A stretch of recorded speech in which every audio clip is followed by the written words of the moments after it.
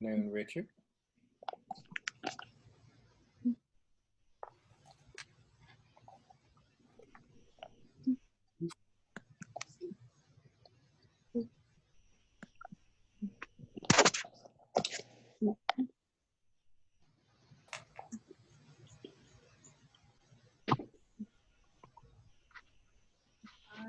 Go for it, Susan. All right, sounds great. I don't have anybody still in the waiting room, so we'll get started.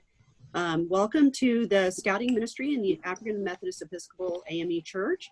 I'd like to take just a moment and introduce you to your presenters today and read a couple of short bios. The first one is for Mr. Clarence Creighton. Clarence E. Creighton Jr. is a member of Ebenezer African Methodist Episcopal AME Church in Fort Washington, Maryland.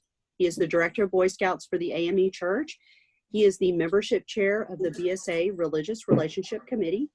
He is the COR for Troop and Pack 487 and recently appointed the chair of the NCAC Equality Committee, also a Silver Beaver Bob White. Clarence has been married to his high school sweetheart, the Reverend Dr. Marion Morton Creighton, for 47 years, has an Eagle Scout son, Terrence, a Venture Scout daughter, Jasmine Wilson, husband Josh, and 4 absolutely fantastic grandkids, Josie, Joshua, Josiah, and Journey. All right, thank you, Clarence, for being here. Our next presenter, Anthony Franklin. Anthony was appointed to the National Connectional Director, Boy Scout of the Association of African Methodist Episcopal Scouts in 2006 and has completed serving his second fourth-year term. Anthony now serves as Emeritus National Connectional Director, Boy Scout of the Association of African Methodist Episcopal Scouts and is a member of the National Religious Relationships Task Force Committee. Thank you, Anthony, for being here today. All right, our next presenter is Missouri McPhee. Just a moment. Missouri serves as the chaplain for the Central Florida Council and is currently serving on the council's Whitney M. Young Jr. Service Award Luncheon Committee. Missouri also serves as the secretary for the Association of African Methodist Episcopal Scouts.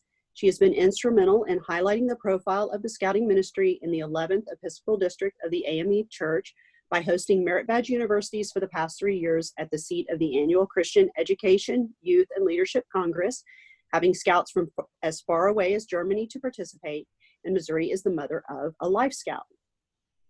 And also joining us as a presenter today is Robert McGrath. Robert is a Scoutmaster in the Greater St. Louis Area Council. He's involved with the Association of African Methodist Episcopal Church Scouting Ministry, AAMES. He assists promoting scouting to church organizations, and Robert supports the AME Faith Display at the National Jamboree. So thank you for being presenters today, and I will let you guys take it away with your presentations. Right, so who's jumping in here? All right, hi, well, good afternoon.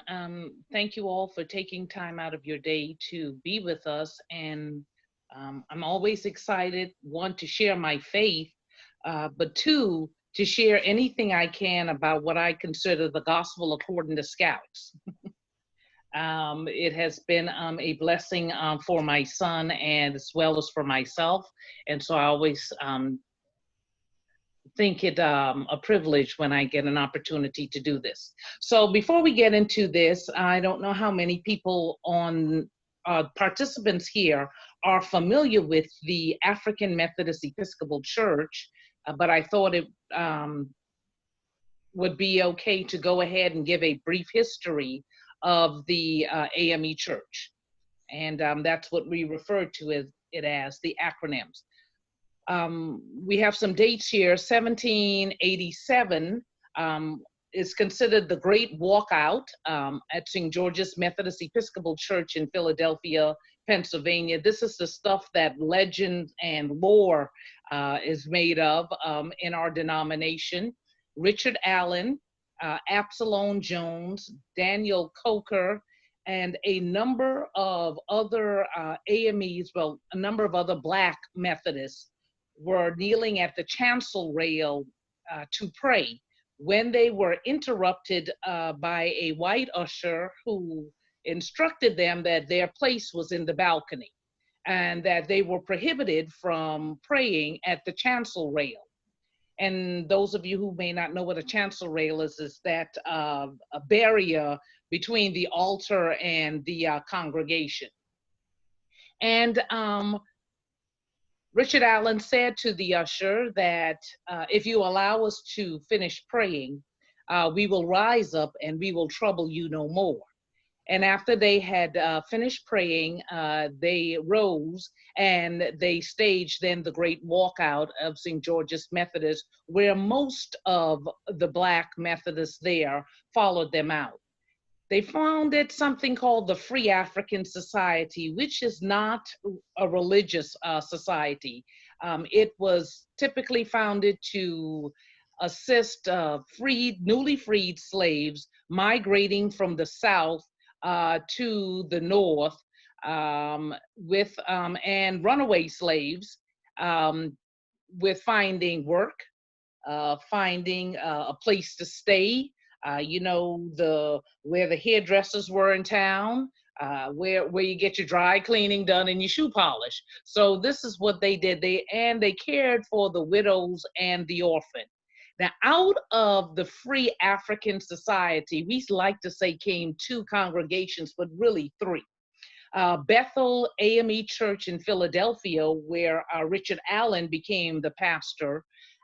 St. Thomas Episcopal Church in Philadelphia, where Absalom Jones became the pastor, making him the first Black Episcopalian priest in the United States.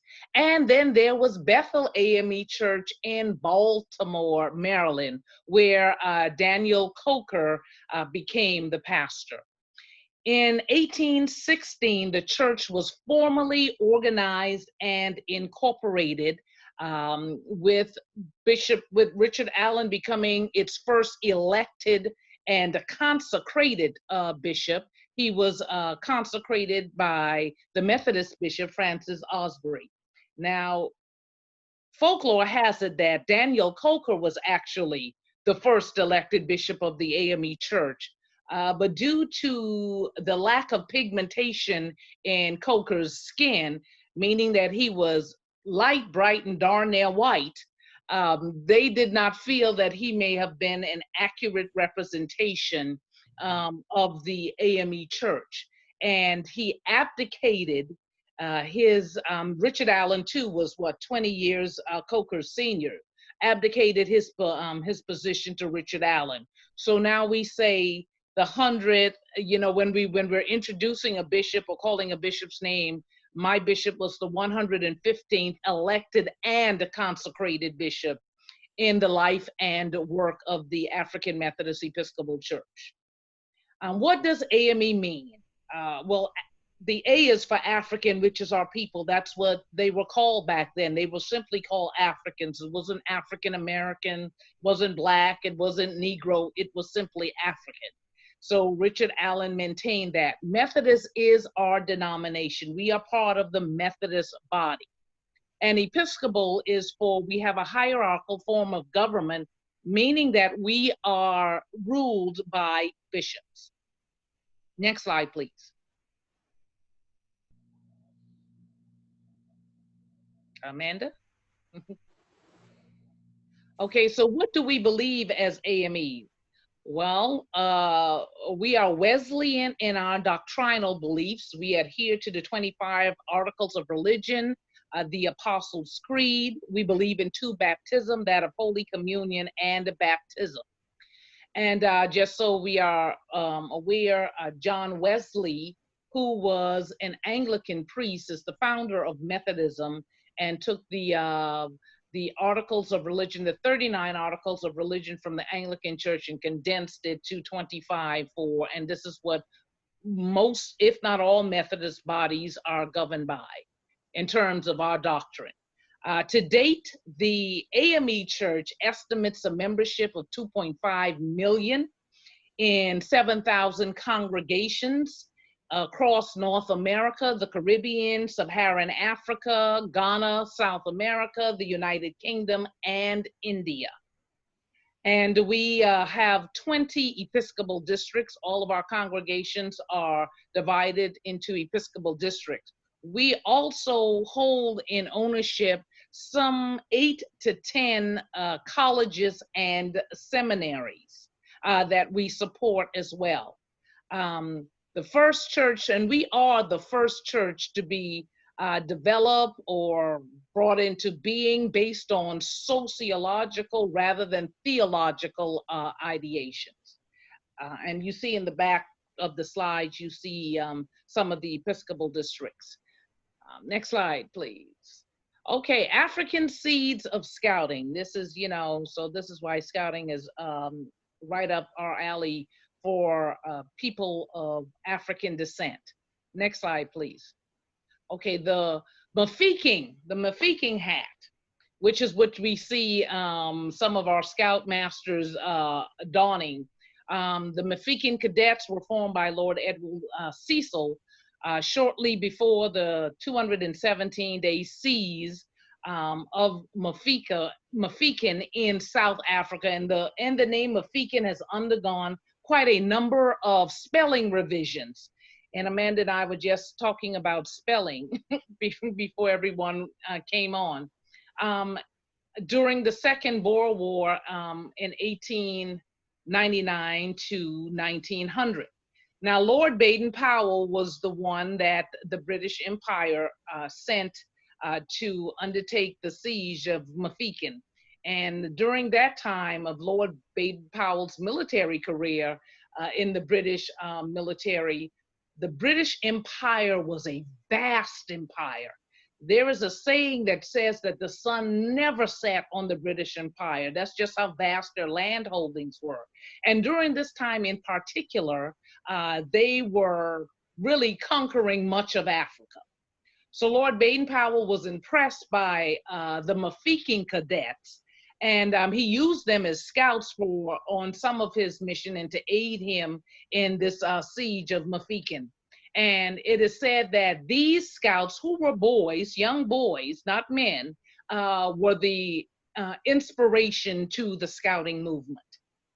Next slide, please. African traditions. The wood badge beads that are so coveted. The beads they were taken from Denny Zulu, king of the Zulus. You may know about Denny's son Shaka. Lord Baden-Powell came into the possession of Denny Zulu's warrior beads after the British defeated the Zulus and annexed Zululand as a British colony in 1888. Denny Zulu's beads look nothing like our wood badge beads, okay? As you can see, the warrior beads came straight across his chest and stomach area, and they were on some sort of animal hide. And when Lord Baden-Powell had the first wood badge training course, what he did was, because he had those beads, he took 2 of those beads and put it together and gave it to the course director then. And so this is where we have the wood badge bead, how the tradition was handed down. So again, that comes straight from Africa, the motherland. Then there is the kudu horn, used to call scout camps and training courses together. I know staffing on wood badge staff, the night before we start, they make us gather around and see who can blow the kudu horn, because then it'll be your responsibility. Well, I didn't make it. It took too much wind, too much energy to blow. But the kudu is actually one of the most beautiful antelopes there are in Africa, and its horn is what's used. And Lord Baden-Powell, during his first Boy Scout camp at Brownsea Island in 1907, used the kudu horn to awake the scouts in the morning. The scout uniform, first scout uniform, was modeled after the South African constabulary, which was a peacetime sort of army, sort of police group that was established at the end of the Anglo-Boer War, and actually after the 217-day siege of Mafeking, in order to keep the peace. Next slide, please. African skills, pioneering skills. We have a pioneering merit badge, and the pioneering skills found in scouting can be traced back to the Asante tribe of the Gold Coast, now Ghana. Baden-Powell became, of course, familiar with some of these skills, i.e. communicating through drums, clearing roads in the jungle, and building bridges using lashings. When he was sent there in 1895 to oppose the powerful Asante tribe.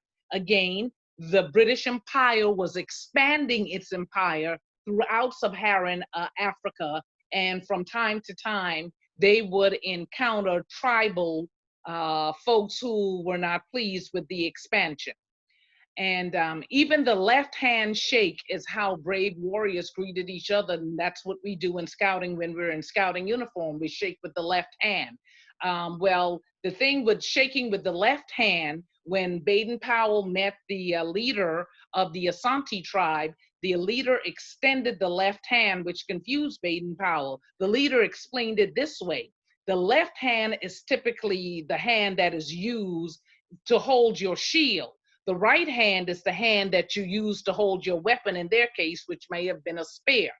And if you are a brave warrior and you put down your shield, which means that you are eliminating your protection, and to extend your hand, that takes some guts to do that, because most warriors would not do that. So only the bravest of the warriors shake with the left hand.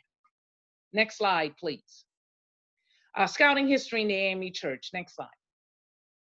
Well, in the beginning, we know that the Boy Scouts of America was founded in 1910, Girl Scouts of the United States of America, 1912. And here it is, from the 1930s, you could find evidence of the scouting ministry, though undeveloped, in the African Methodist Episcopal Church. And keep in mind that there were some Black scouting troops. However, they did not get the support from national as other troops did, of course, for reasons that we are well familiar with. And so they are not known a whole lot, or a whole lot of history has not been recorded. Next slide, please. But this is a picture of one of the first known Black troops and AME troops from Pearl Street African Methodist Episcopal Church, troop number 51 in Jacksonville, Mississippi. If you look at the boys, the headgear that they are wearing, that was the forerunner to the Scoutmaster's brim hat that you now see. And that was the similar style to what Lord Baden-Powell saw with the Mafeking cadets. Next slide, please. The scouting ministry in our church, we are a connectional church, meaning, we have quite a hierarchy. I think sometimes we put the military to shame at how hierarchical our church is. And the scouting ministry falls under the Department of Christian Education in our church. So all of our departments are connectional in scope. That gets reduced down to a district, reduced down to annual conferences within the district, and then down to presiding elders conferences, presiding elders districts within the annual conference, and then down to the local churches. So we, as a scouting ministry, fall under the Department of Christian Education. And the Department of Christian Education, the connectional department, has a commission chair, which for, I think, well, it would have been until July, but looks like until next July, Bishop David Wanika Daniels Jr. Is serving as the commission chair. He's the young man there with the collar on. And we change chairs every 4 years. We also have an elected officer, connectional officer, the Reverend Dr. Garland F. Pierce, who is the executive secretary for the Department of Christian Education, and that is the person that the AAMES, Association of African Methodist Episcopal Scouts, report to. He is our covering, and that position is he has to run for office every 4 years if he so elects. I think this is his first quadrennial serving as the executive director of Christian education. And then the young man above Dr. Pierce in that Boy Scout shirt there, Mr. Clarence Creighton, he happens to be serving currently, I think this is his second term, as our connectional director of Boy Scouts. And please note that the AME Church is a global church. So we don't just deal with Boy Scouts of America in our organization. We deal with all scouting movements to which any of our members, any member of the AME Church belongs to. Next slide, please. Okay, so, we went back, or is that a duplicate? There we go. The AME Church has, at last count, and as best as we can keep track, 163 Boy Scouts unit. And we are in the top 20 of faith-based chartered organizations. And just so we know that most of the chartered organizations for BSA are faith-based: Mormons, Catholic, Muslims, Jewish. So most of them are there. Okay, 70% of all Boy Scout units, more than 100,000 units in Boy Scouts are chartered by faith-based chartered organizations. Next slide, please. Recent statistics show that there are 2.4 million Boy Scout ages 6 to 21 and 1.1 million adult leaders.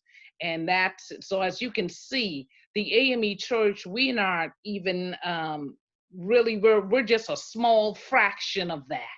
And it's with presentations like this and efforts from AAMES that we are trying to move the church to a scouting ministry, which at one point in time was extremely robust. Next slide, please. And so Boy Scout, our BSA research indicates that unit retention in the AME Church is better by 10%, rank advancement 10 to 30% better. 70% of unit are, of course, chartered by faith-based, and 70% of chartered partners only have one unit or one member of the scouting family, like my son, Jacob. He does not belong to an AME chartered unit. Why? Because there are none.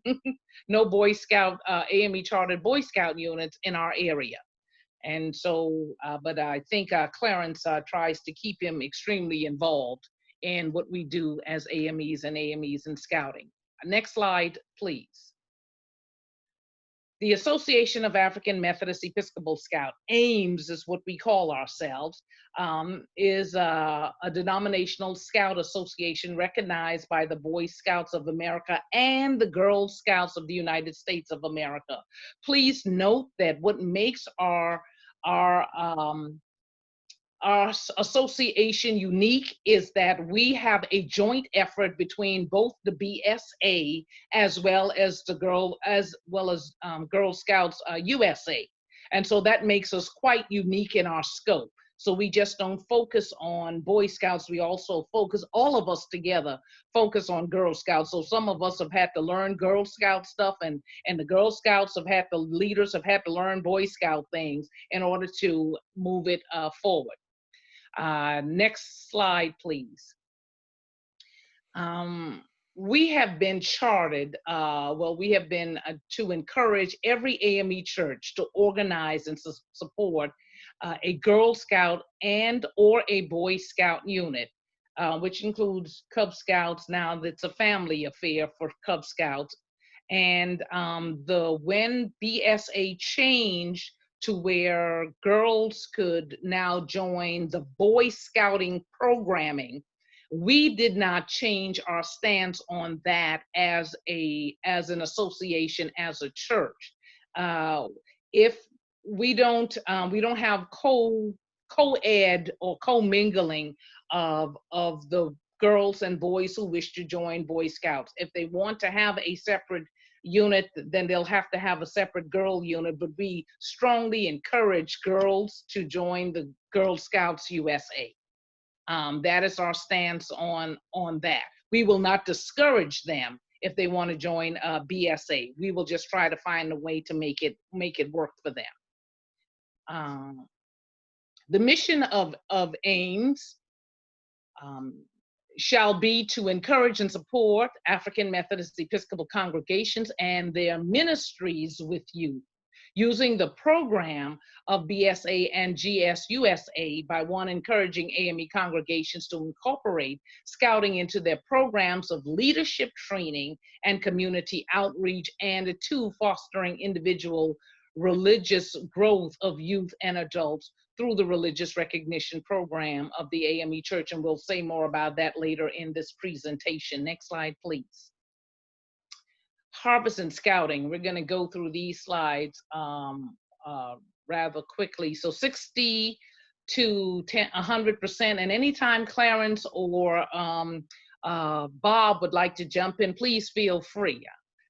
Of the youth in a scout unit chartered by a church are not members of the chartering church, and the same percentage do not belong to the church. So, which makes this good fertile ground. So if we put together a good program, that means we have, and you cannot have a good program without having trained leaders. That is imperative. And I'm not just talking about youth protection training. I'm talking about IOLS and Blue and Wood Badge and leader-specific training. I'm talking about commissioner training. I'm talking about being involved with round table. All of these things, if leaders are involved on that level, you can't help but put together a phenomenal program for the youth. And that would make them stay, what makes them want to join it in the first place, and that's what makes them stay. And if these folks have no church home, they're not, particularly religious, this is a good way now, because once you bring the kids in and the kids love it, the parents are going to come. Next slide, please.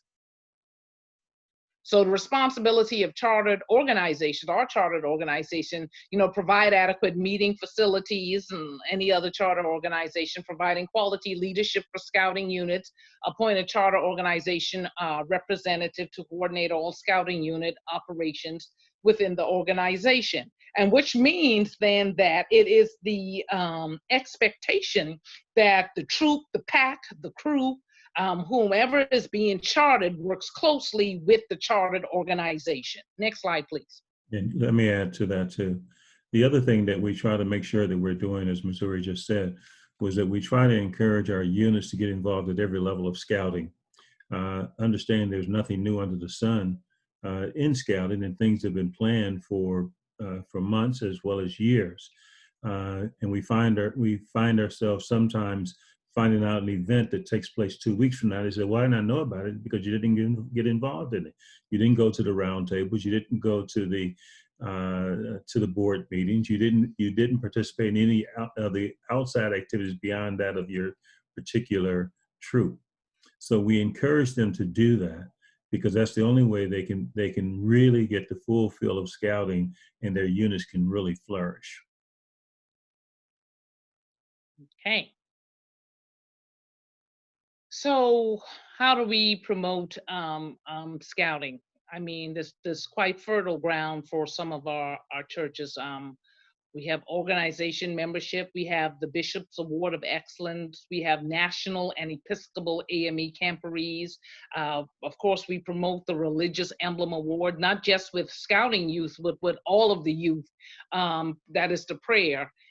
In our congregations, Scout Sunday services, service projects, out the wazoo, and representation at Girl Scout USA National Convention, representation at Boy Scout National annual meetings and national jamborees. Next slide, please. Let me say on that last piece right there, we have been, except for the last jamboree, the only African American unit or organization has been at the Duty to God tent since basically, I think, 1996. Bob or Tony can correct me if I'm mistaken. And we've been there every 4 years ever since then. And that is so important, because as our young scouts come walking through that tent, through that area, and they're not expecting to see us there. And even if they're not AMEs, and most of them are not, they're excited to see that we're there, that we have been included, and that they see themselves at other levels of scouting. So it is so important that we do that, and we continue to do that at the national level, and we'll continue to do that as well. So, of course, Scouting is an outreach ministry of the church, and we have listed the ways in which it can be a great help to the church if done correctly. Okay, so if done correctly, you will have the families joining the church because you are offering their youth and them something that is worthwhile. Next slide, please. Okay, Scouting is a service ministry. How many of us have heard about that? Only 1 hour a week. I mean, fell for it. I mean, hook, line, and sinker. I mean, just, oh my goodness. Okay, it is a service. I mean, I don't know how many weekends I'm in a Scout uniform. But it is such a good feeling to know that you are actually pouring into the lives of youth.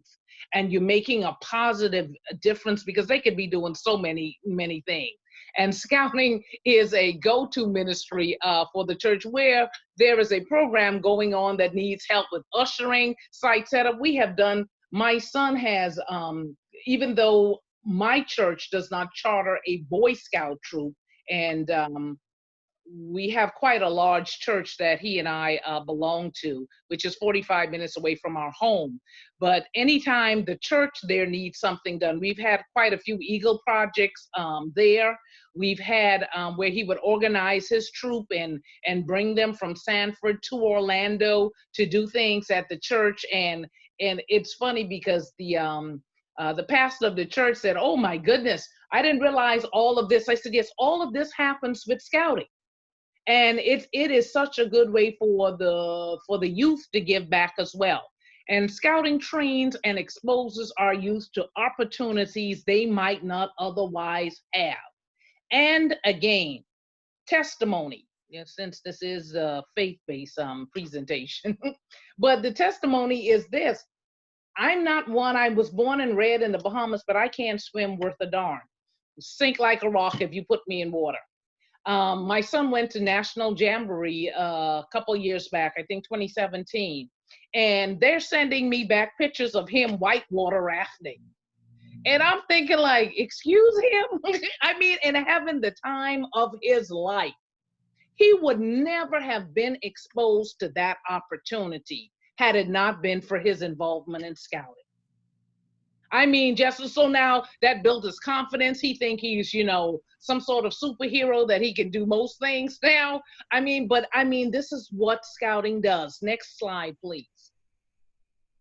So it's an outreach ministry. It drives youth membership, and it also drives family membership. Again, if it is done correctly. And the only way we can do Scouting correctly is, again, we have to have appropriately trained leaders. Next slide, please. So we use the youth programs from PRAY. We develop youth leadership because that's what it does. The Scouts have to occupy positions of leadership in order to move forward in their rank advancement. And it's like, this stuff is, it's interesting to see what my son learns in Scout, how it transposes to what he is doing at church in youth groups at church. And so it's like, it builds confidence. It says, yes, I can do that. Yes, I can be this.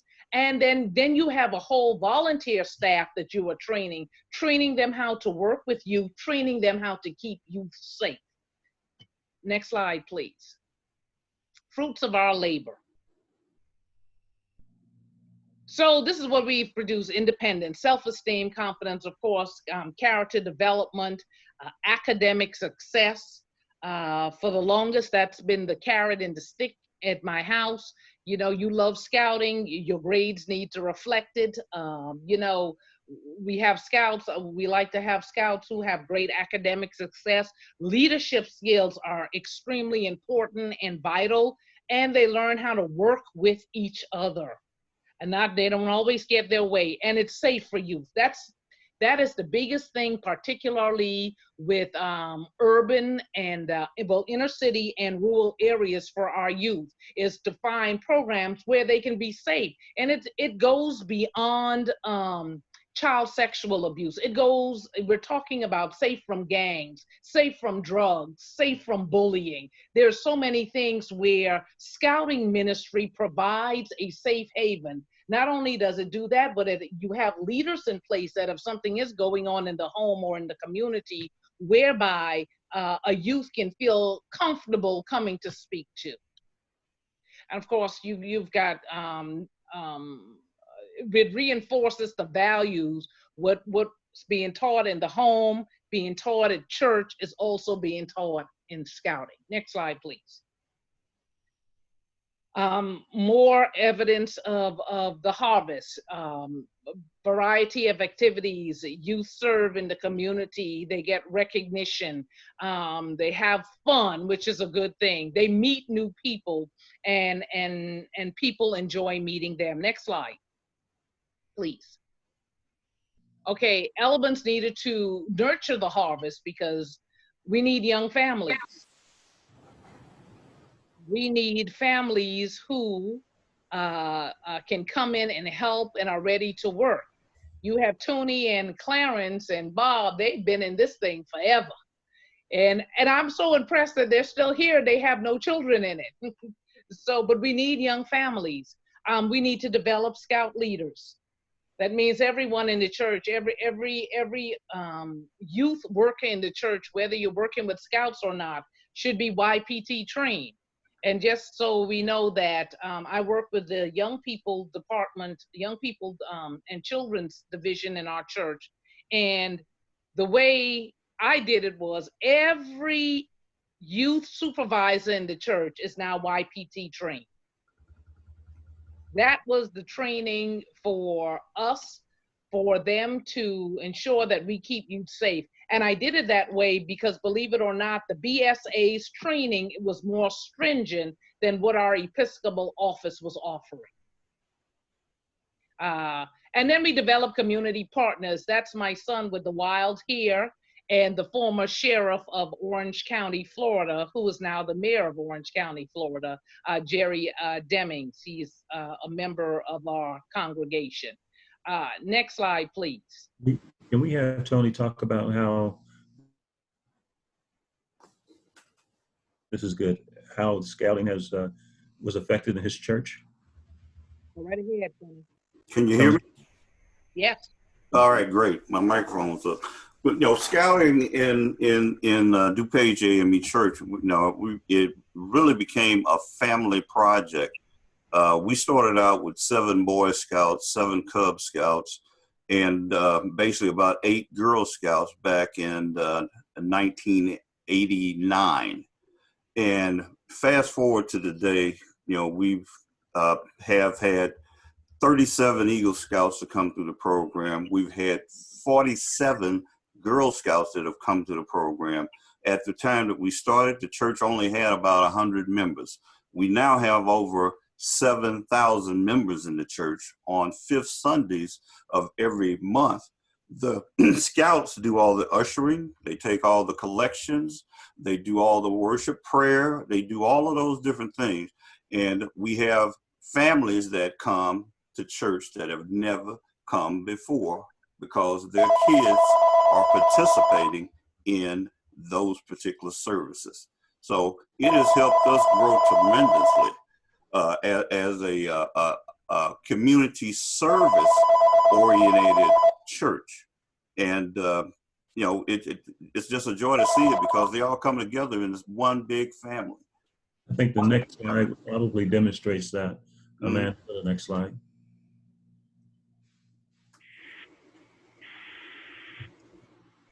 I think the slide with all the girls, and I think it's Go ahead.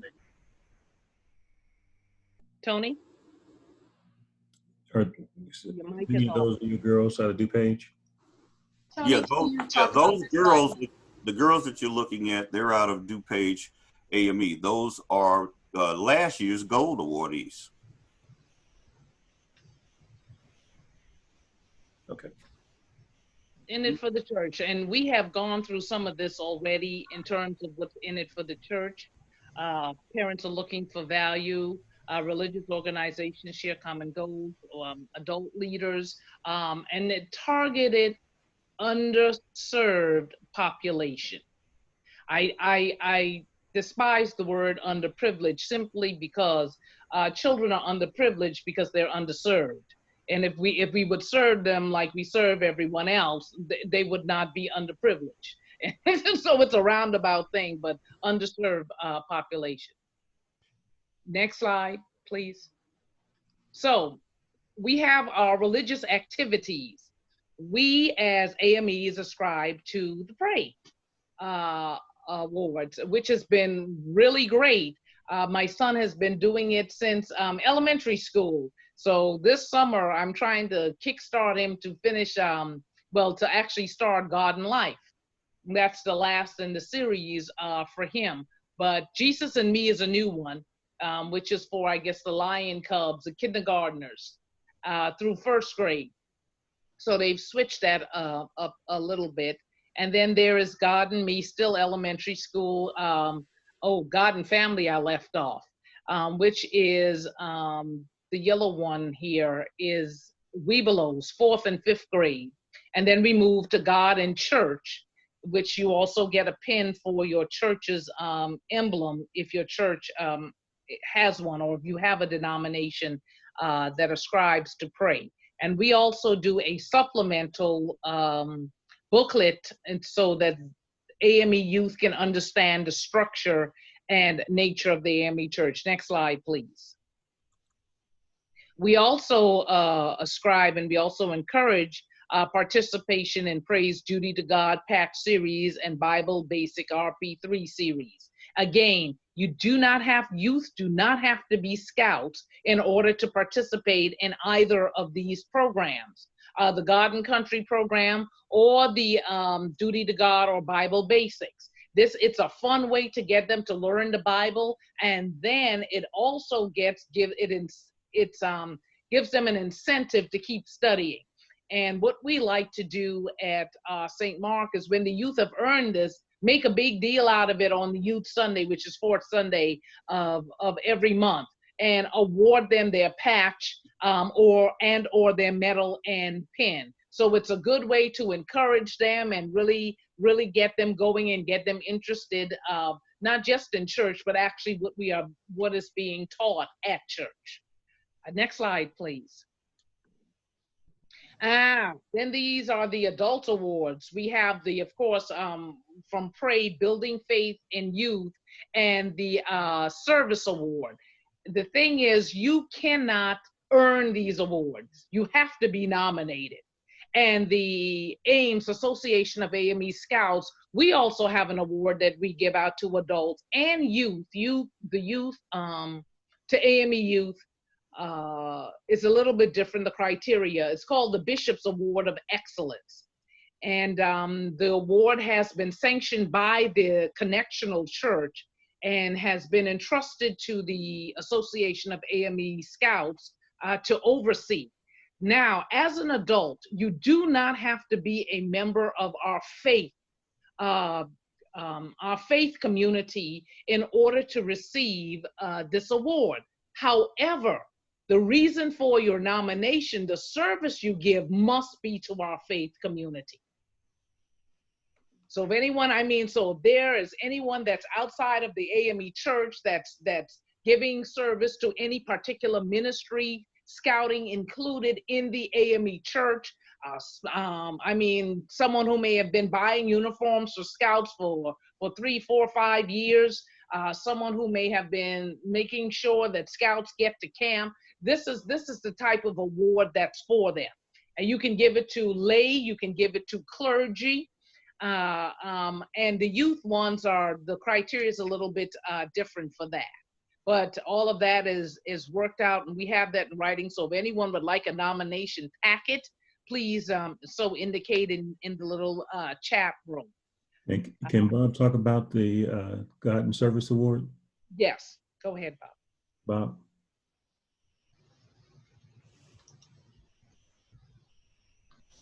Gotta check your mic. There you go. Yeah, got you. God and Service Award. That's for the adults. And once again, the association has been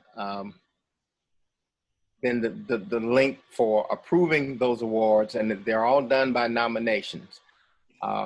We look across the country, we get nominations from across the country, and as a group, we try to make the presentations of these awards to the people. We travel to the churches, usually out of our own pockets, to make these awards, and it really helps the congregation to know that the scouting ministry is doing something and looking at those persons that that are providing leadership to the faith. That's all I should say right now, I think. Missouri? Next slide, please. Future endeavors. Well, since COVID-19 has hit our country. I'm in two rooms at the same time right now. Sorry. Someone's mic is open. Since COVID-19 has hit, our 2020 quadrennial camporee, which was to be held at Camp La Noche here in Central Florida, has had to be postponed until next year.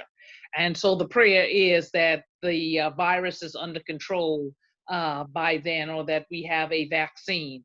And so we and our camporee, we are partnering with NASA to help, because it's going to be a STEM-focused camporee. And also, of course, our general church, because the general conference, which was also supposed to take place July next month, has been postponed as well, and it will still take place here in the in Orlando, actually, Orange County proper, in July of next year. And so we are still partnering with our general church and, of course, the Orange County government to bring about this STEM-related camporee. AAMES we've also partnered with the Health Commission of the African Methodist Episcopal Church to ensure that every AAMES chartered scouting unit is emergency preparedness certified. So it's a certification that we are given. We have a lot of hurricanes. I know in Florida, hurricanes hit here. Other parts of the country have tornadoes. And now even the pandemic, we still needed to be, we were not prepared for it as churches, as scouting units. So forget hurricanes and, natural weather, but there are some things that we need to do as a church. And so we figured that the emergency preparedness certification, I'm looking forward to that, would be something that our scouts and our churches alike would benefit greatly from. Clarence, you want to say more about that? Yeah, and what it is, I know our time is getting short, so I'll be short. As Missouri said, we're always facing some emergency. And in conjunction with the AME Health Commission, we've decided to take on this, whether it's fires, whether it's hurricanes, tornadoes, floods, the pandemic. There's always an emergency going on unique to each specific area. Now, the pandemic is something that's not only hit the United States, but hit the world. So it's a unique one, and we need to be prepared for that. In conjunction with that, we're also working with the health ministry for I guess we'll call better health or better life. And we'll be putting in place an opportunity for our scouts to produce gardens so they can be able to grow their own fruit. If things get really bad, you can always go out into your yard and pick up your own vegetables and sustain yourself. So those are the things that we're looking at. We're not only talking about, because we are we join with the Boy Scouts and with the Girl Scouts. But the AME Church is also making sure that our footprint is also, our thumbprint is also embedded upon our youth, that their service back to the community. I'm a personal believer that you do not grow as an adult or grow into a human unless you're able to give back and give service. And that's what we try to do with our scouts. And that's what we're doing with these other initiative programs that we do. I'll let you have it back, Missouri. Okay, next slide, please. Right, we are also developing a chaplains corps, and that is to ensure that during national camporees and Girl Scout conventions and summer camps, even just camping, that our AME youth, as well as other Protestant youth, are supported in their faith. And what I've noticed as council chaplain is no one wants to be chaplain. I don't know why that is. No one wants to do it. And so AAMES has taken it upon itself to roll out a chaplain corps so that we can train, and you do not have to be clergy, but you can train people how to be chaplain, how to serve youth, and how to encourage youth in their faith. The next new initiative we're doing is an Episcopal series where we will have patches for our youth, again, not just scouting, not just AME youth, but any youth who wants to learn about the bishops of our church. To date, we have 138, well, 139 if you count Daniel Coker. So that means this series can go on forever. And so the goal is to roll out 5 series per year, 5 bishops per year. And looking forward to actually rolling our first series out in the fall, Clarence. So we should be having meetings on that and discussing who the bishops will be for that. Next slide, please. So resources, prayer for guidance, you can contact Boy Scout Director, Mr. Clarence Creighton. You can contact any member of the AAMES Executive Board. You can contact the AME Church's Department of Christian Education directly. We get all messages, all emails, and we will get back to you as soon as administratively possible, which is usually within. I think Garland is on the call with us. Is our director on the call? I am. Hello, everyone. Right. Oh, wow. Okay. Well, this is the great and wonderful Reverend Dr. Garland Pierce, who is the Executive Director for Christian Education. We are just wrapping up here, Dr. Pierce, but would love it if you would just greet our participants that are on the line. Go ahead. Certainly, I don't want to interrupt Dr. Missouri. She's doing a wonderful presentation of the Ministry of AAMES. I certainly greet all of you on behalf of the Department of Christian Education of the African Methodist Episcopal Church, of which the Scouting Ministry is one of those teaching and formation and leadership development ministries of the department.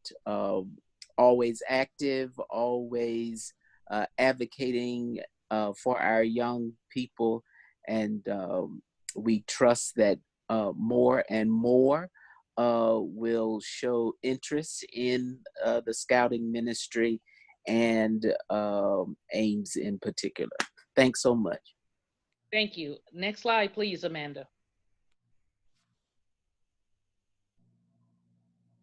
All right, additional resources, next slide. Okay, we have and please follow us on Facebook. Our social media page is up there. We would really love for you. We post regularly, often. You have stuff that you're doing in your particular troop. You are not connected with us. Please connect. We welcome you to do that. Next slide, please. All right. So there you have it. That ends the presentation. I want to thank you all for your time today. We certainly have enjoyed putting this together and bringing what we do in scouting in the AME Church to all of you. Thank you. You have any questions? We have time for questions. We do have a few minutes if you guys want to do questions. Okay. All right. Hearing none? Well, I see some here from a Beth LaShawn says, will non-AME scouters be able to get info, attend your chaplain training?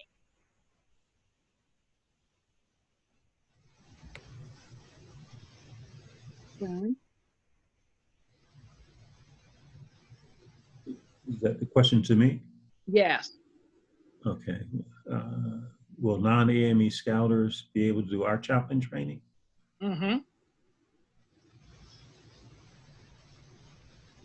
I don't see why not. I don't have a formal answer on that, sorry. But that's a good answer, though. When we look at the religious awards for the scouts, the youth, I am in a position that 90% of my scouts are not with the AME Church. So what I do, I go back to their church, if they belong to one, and I get with their parents and share with them what the booklet or the time that they're going to be with the series that they'll be working with, to ensure that that's something that the parents agree with and their church agrees with. So I would think that if it's a non-chaplain, not a non-AME in our chaplaincy program, we could honor that, but maybe find some way to give them certification.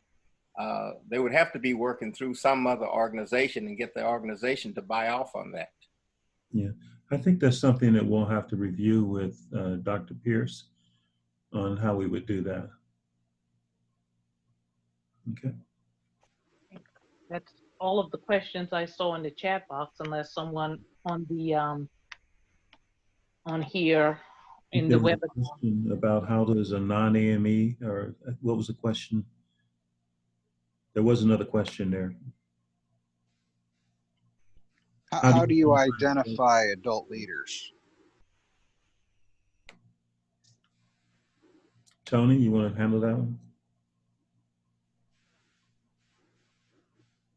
Tony? All right, got my mic off now. Now I'm talking again. How we recognize adult leaders starts with, first of all, the parents. The parents get involved, and a lot of times with the parents, we're able to show them the values that scouting brings for their children. And a lot of times they just step up and they do it.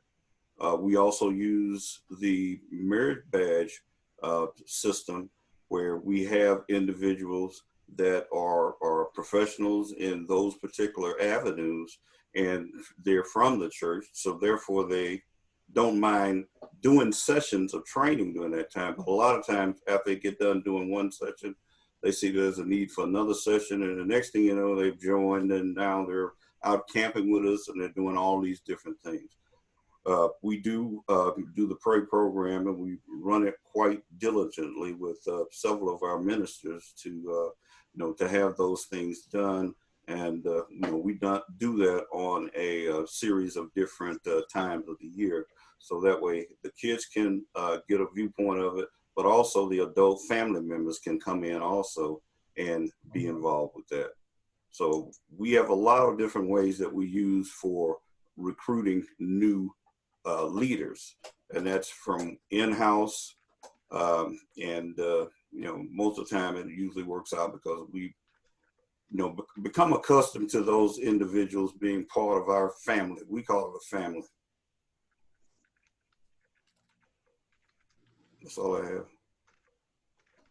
Okay. Are there any other questions we didn't catch?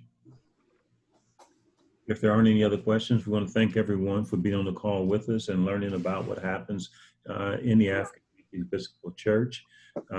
Please reach out to myself or to Bob or Missouri or Tony, and we can help you guys in your particular areas, whatever state that you're in, to help with recruiting AME units in your area if you know of any.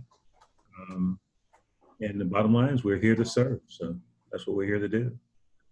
So thank you again. Thank you all. It was great.